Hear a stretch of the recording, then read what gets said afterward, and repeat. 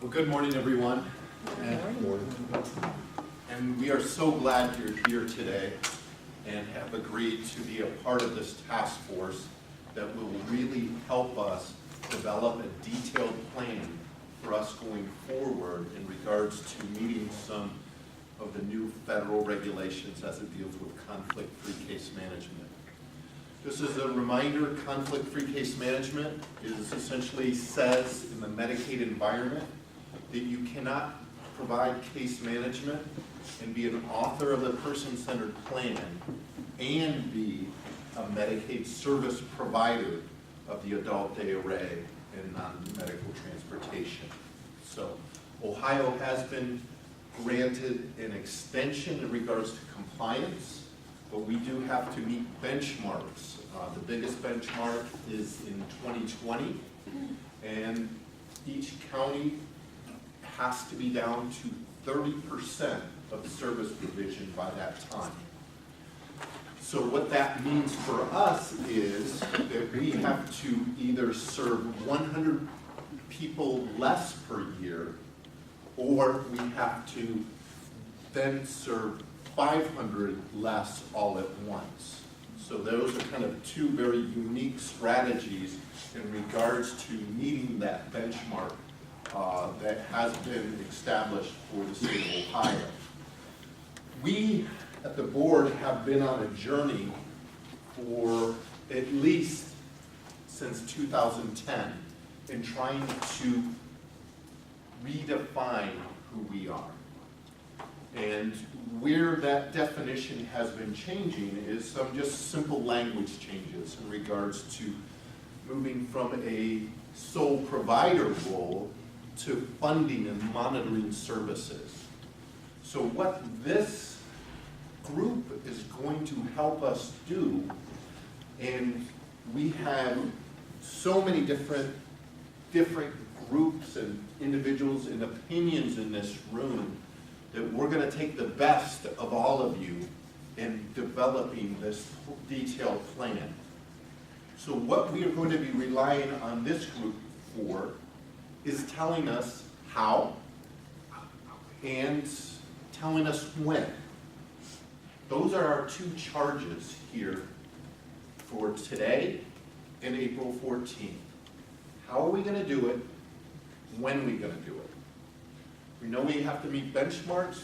We know we have to be no longer a Medicaid certified provider of the adult day array and non-medical transportation by 2024. So the 2020, 2024 are key dates for this group. We also know where we are today. The Board of Developmental Disabilities provides 25% of the non-medical transportation. So right now, the private community, private providers, the Cifrins, the Midwest, the Excels, the REM Ohios, they provide 75% of that non-medical transportation. We know that for the adult day array, which includes adult day support, vocab, enclaves, that we provide 50% of the services presently. And right now, the private community provides the other 50%. So when we started on this journey back in 2010, we were clearly in a very, very different place. We provided the majority of the day services and non-medical transportation. We provided 75% of the day array services and 75% of the day array services. So what has happened, and it was intentional, we made incremental changes to how we did things, and people began to choose other providers. In 2013, we got a little more aggressive, and what we did at that point is we did not receive any new people. So when people were coming through intake, they only chose from private providers. And we said, hey, you know what, we'll be here as a provider, as a safety net for you if you're not successful with the private provider community. And what has happened since 2013, we have not had one person that we've had to then serve coming from a private provider back to us in regards to needing more supports. So that is very, very successful, and we want to thank those that are here that are representing the private provider community and to give their in-depth input and feedback into this and what works for them, what doesn't work for them, what are the challenges they are facing. And I want to thank the individuals served that are here, that are giving their perspective in regards to, okay, what does this mean for me? And we have parents here who are going to provide feedback in regards to what does this mean to me? And we have parents in the room that were so served exclusively by Start DD and then made another choice and what their journey has been. So we have that perspective in the room. We have SSA involvement. We have job coaches. We have union representation. We have board members here. We have supervisors here. We have fiscal here. We have a very unique group that is going to really tackle a problem, an opportunity, depending on where you sit. So I want to thank you. I want to, again, for the time commitment that you each are providing us and providing the board in regards to this task force. So what happens after we come up with these detailed recommendations? Our plan then is, in May, to have focus groups. We have 19 that will be scheduled the second and the third week of May, who are going to be able to provide feedback into these recommendations. So we'll get more input from individuals, family members, the community at large, school districts, our employees, possibly the private provider employees, and more involvement there in regards to, okay, what does this mean for us? Because when all this is said and done, what it means for the service delivery system is pretty huge. Because one of the questions certainly is there enough capacity out there to serve everyone that we are serving presently? And that is going to be a question I'm sure that will come up in the course of our discussions here today.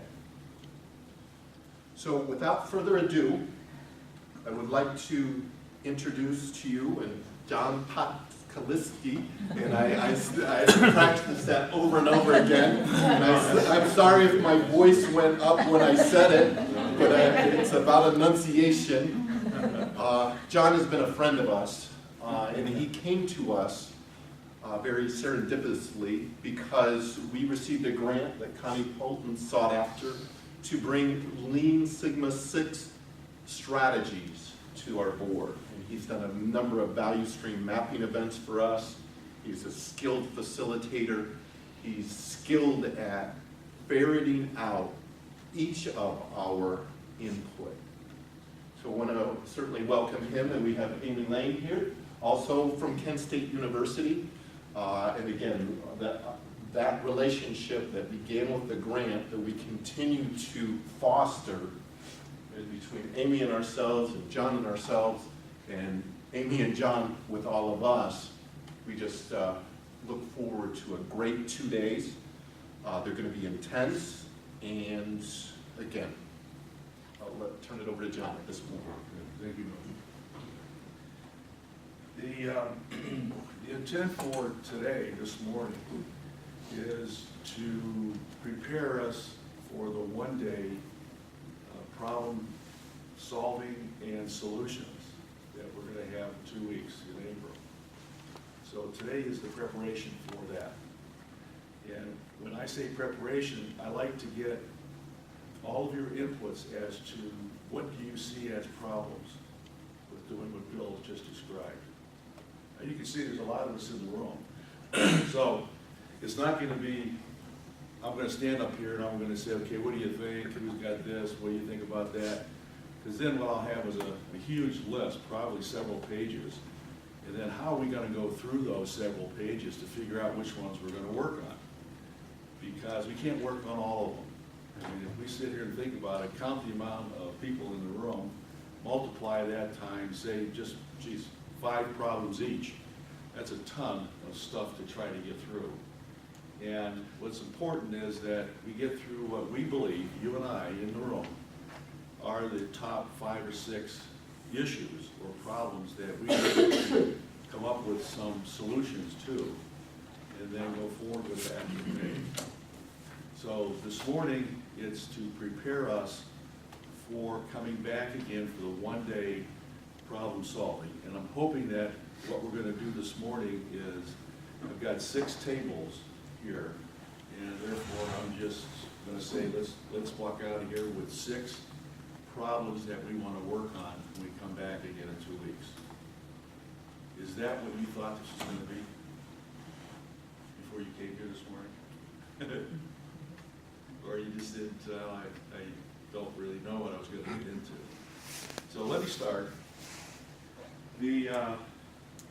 This was Bill, how did this communication go out? Just via email. Via email. Did some of you see this here? I think most of us are shaking your heads, so I assume you did. Now in here, Bill talked about what is it, and so what I've done is I've taken the first paragraph, half of that paragraph, half of that is I'm going to create a problem statement. So the problem statement is,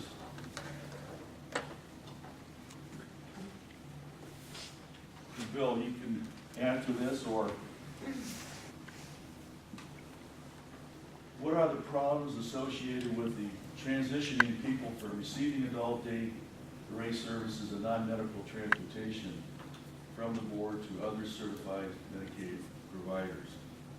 Is that how you see this, that Bill just described?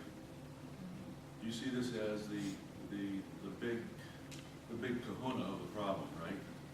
That looking at it from a very high level, have we kind of described what the problem is? So where we're going to go now is, you and I are going to take the first part of this. What are the problems associated with transitioning? From your perspective, from your understanding, from a parent, from a provider point of view, what do you see as the problems in doing this? Some of you have had already experiences. Some of you can sense you're going to have some issues or some problems. But I need to know what those are. And then, as your facilitator this morning, I'm going to take all of your thoughts, what you think are the issues, even if they're something that you really can't put your finger on it, but yet your senses are telling you there's something doesn't smell right in the kitchen. I like to know that. And then as a group, probably mid-morning, late morning, we're going to vote. We're going to vote on what are those issues. And then hopefully it'll bubble up and we'll end up with 6 or 8 or 10 major problems that we're then going to work on. And then when you come back in 2 weeks, I'm going to ask you to sit in the table that's going to address that problem. And what are the ideas or solutions that you have. So you're going to have a couple of weeks to let some of this soak, come back with some ideas, talk to some people, because that's what you're going to work on when you come back. But you can see from the size of the group, if there was only 10 of you here, we'd be approaching this a lot different. But with such a large group, and you have something to say, I know you do, or you would not be here. I need to capture what are those things. So the first thing we're gonna do is we're gonna start trying to express what are, as you see them, what are the problems associated with what Bill just said? Questions? Anything? All right, There are not enough drivers. I'm sorry? There are not enough drivers. Okay, that'll be something that you're gonna write. And that's a good start. Is it Gina? It's a good start, Gina. Not enough drivers. On the tables are orange Post-it note. I like to have one problem per Post-it note. So I've got a lot of Post-it notes. If I run out of oranges, I got a bunch of oranges, not literally oranges, but orange Post-it notes in my truck. So I'll go over here. So don't worry about that, okay? So please take several Post-it notes off that stack. And what Gina's gonna do is Gina's gonna say, not enough drivers. So you hold on to that one. Then she's gonna think of another one. Boy, there's not enough staff. There's not enough this, or well, I get a real issue because I don't know what I'm gonna do as a parent. I mean, how do I evaluate providers? I mean, who's gonna help me to do that? I mean, there's all those things that you have. The staff at the board, they're looking at maybe a little different than you are. Because some of you are the end user, you're the end user of the service. But there's people in the room that are providing that service. So you're gonna have different issues. Fair enough? All right, you got a pen, you got the orange Post-it note. Now here's what I would like for you to do. Do this silently. This is not a group talk through it, what do you think? I wanna know your what you think rawly from you, this is what I believe. When you have those notes, please walk up to the wall and put them on the flip chart. Now, you can move tables around if you like. I just didn't want you to think that if I had a table way up front here, that they're somehow they're different, right? So this table here, this is your flip chart where you throw up all your Post-it notes. This table over here, this is yours. Where Connie is sitting back here, that's yours there. Okay, this table here that Michael and Jesse are at, if you want, you can certainly take this table and move a little closer, because this is yours.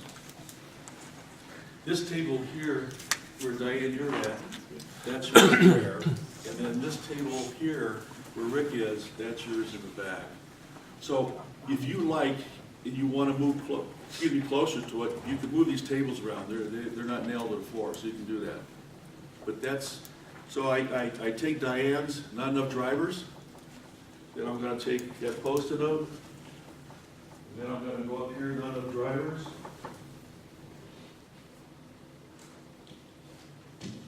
That up there. Don't try to organize them. Don't try to make sense out of them. Don't try to, let's see, all these are concerning drivers, all these are concerning, something else, on Whipple Road, this is here. Don't, just throw them up here. I got lots of orange Post-it notes, and I have lots of flip charts. And we all need to know what you're thinking. What do you believe are the problems associated with transitioning people from receiving adult daycare from the board to other certified providers?